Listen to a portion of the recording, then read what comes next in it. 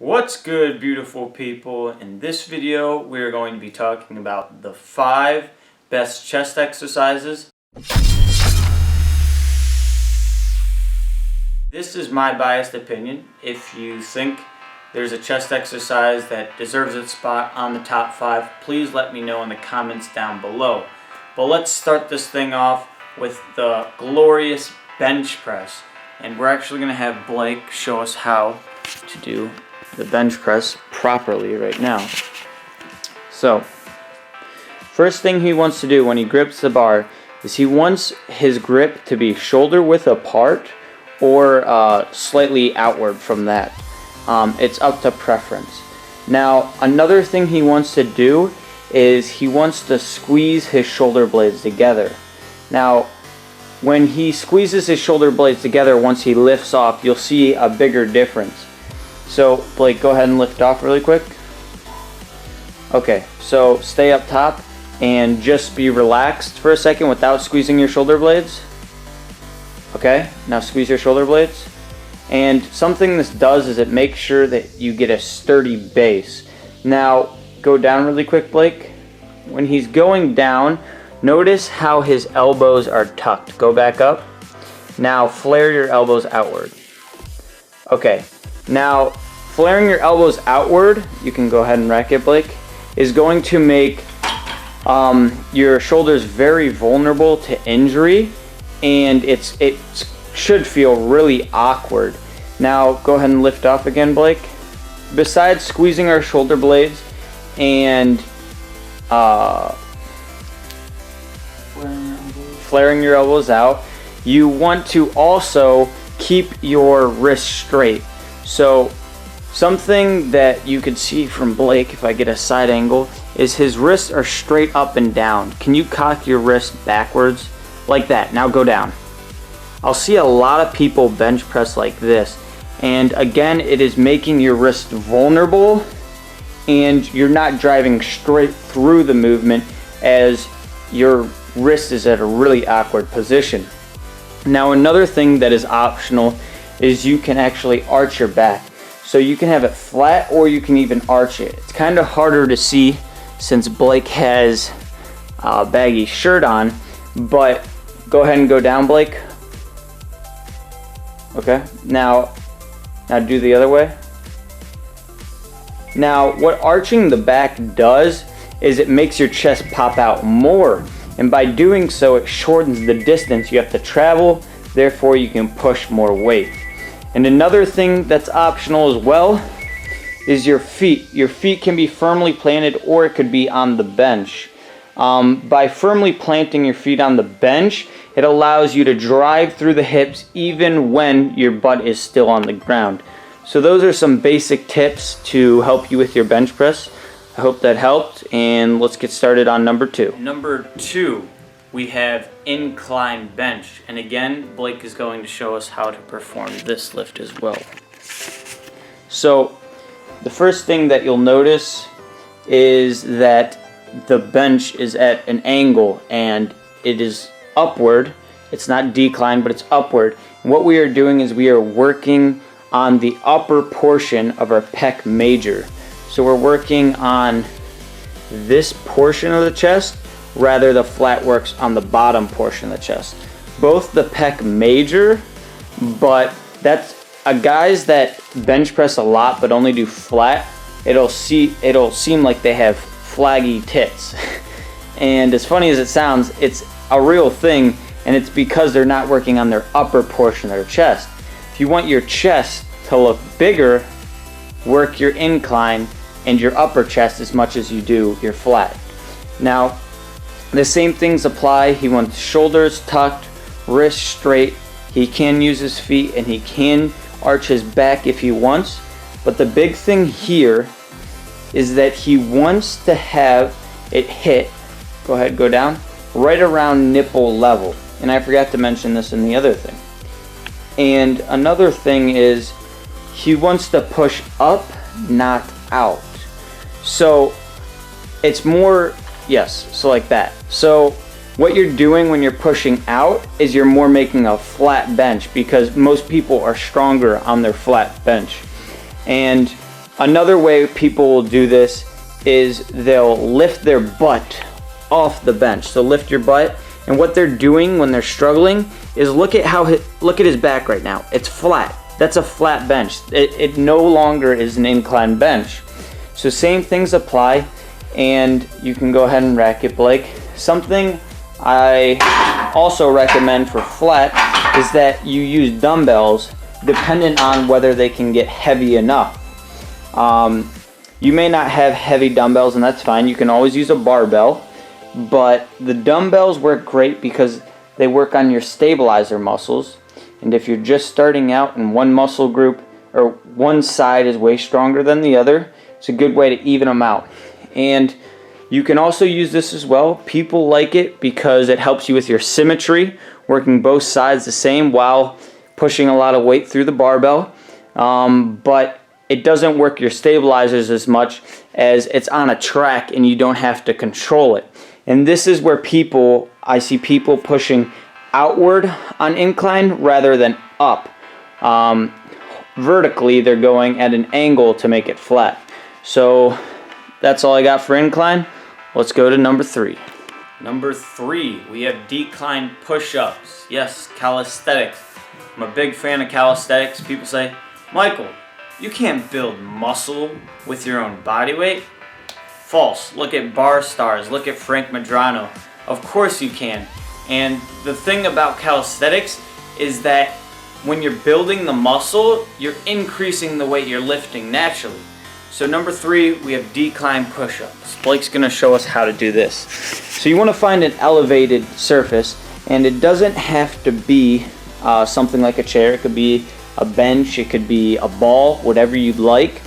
And one thing that he can do to adjust the difficulty is change where his feet are. So this would be an easier version, and then that's a harder version.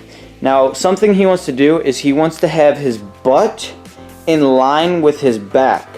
So it's a straight board across rather than mountain peak your butt, Blake. That, because that's more working on your handstand. We want to work on the upper portion, the chest still. And this is a harder variation than a regular push-up. Hand placement, shoulder width apart or farther if you'd like. And he's going to put it right underneath where his chest is. Go down. Now he's going down and his chest is all the way to the ground and all the way up. We don't want to be cheating. And another thing he wants to do is he wants to keep his elbows tucked rather than flaring them outwards, as flaring them outwards will have the same negative effect that the bench press will. I think that's all I got for this one. If anything else comes up, oh yes, go ahead, put your knees on that chair, Blake. For someone who is struggling, even with these, I recommend you start off with incline, where you would just put your hands on the bench, and it's practically a reverse decline. Then regular push-ups. Then you can even put your knees on your elevated surface, and then go down and repeat, and just progress. You'll get there. Number 4, we have, sound like a robot. Number 4, we have dip variation. Now this is going to work on the lower portion of your chest. We actually have Blake here conveniently to show us how to do this one as well. Now the first thing you're going to notice is that his hands are on an elevated surface and his hands are about shoulder width apart. Now when he goes down, you see he's bending at the elbows and he's not leaning forward or doing anything awkward. Now when he goes down, he wants to keep his elbows tucked and not flared out. Another thing we can change the difficulty with is by changing his feet. When his feet are closer in, it makes it easier. When his feet are farther out, it's going to make it harder. A big thing with this is you want to make sure that your feet are not doing the movement and you're not doing a squat, but your hands are instead. Now, a second variation that we have is when we have two separate individual surfaces, and it's the same thing. He's elbows tucked, hands about shoulder width apart. He doesn't want to be using his legs, and he's controlling the movement all the way through. And you can also notice that when he's doing it, he's leaning forward with his shoulders.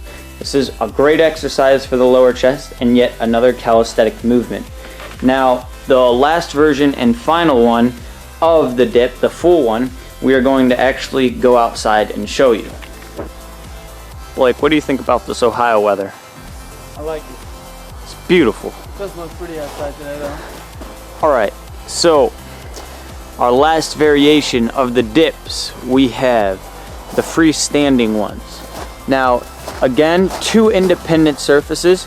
We're using this, our playground. You could use whatever suits you. But what he wants to do is same thing. He wants his elbows to be tucked, not flared out, and he wants his feet to be freestanding when he does the movement and leaning forward. So go ahead and do that for us, Blake. Good. And he's leaning forward. There you go. And he wants to go down to 90 degrees all the way and then all the way up. Good job, Blake. So that's the hardest variation of the dips, but it's also the most beneficial variation we have shown you. So far we've shown you 4 rather compound exercises. But to wrap this up, I'm going to put an isolation-oriented exercise that I think's worth mentioning. And this is flies, chest flies. Now, you may see a lot of people doing it with dumbbells, but I preferably like it with cables. And the reason I like it with cables, as you'll see shortly, is that when Blake gets on the top of the movement, he is fighting to hold it up there, right? And you obviously need a Smith machine. Dumbbells work fine, but I just like this better because you're fighting to keep it up there. Versus dumbbells, if Blake reaches for the dumbbells, when he's at the top of the movement, he's not doing any work. His joints are absorbing the gravity pretty much. Gravity is doing all the work, and your joints are the only thing working practically. Now, if Blake goes back to the cables, we can see that when he grabs them, he has his arms slightly bent and he's bringing them together and upward. Now, his hands can be like that or it could be squeezed together. Doesn't really matter, it's all about preference. You can do this for flat or incline, but in this demonstration we are using incline. And he's bringing them, his hands together, and he's squeezing his chest. That's what the function of the chest is. He wants to squeeze that chest together. You do not do this? Yes, that's a really good point. Now, something you don't want to do that people have a tendency to do when they're ego lifting is that they will curl the weight. You're not curling the weight. You are flying the weight. So slightly bent, bring it up and together, and that is how you properly do chest flies with cables. Alright, good, Blake? Okay. So, that is our list for my top 5 best chest exercises. Blake, you have any words of motivation to say? Yippee-ki-yay, motherfucker! That's how you want to end it? Yeah, that's good. Alright. That's all I got for this video. See you guys next time. You want to train less frequently than you were off season,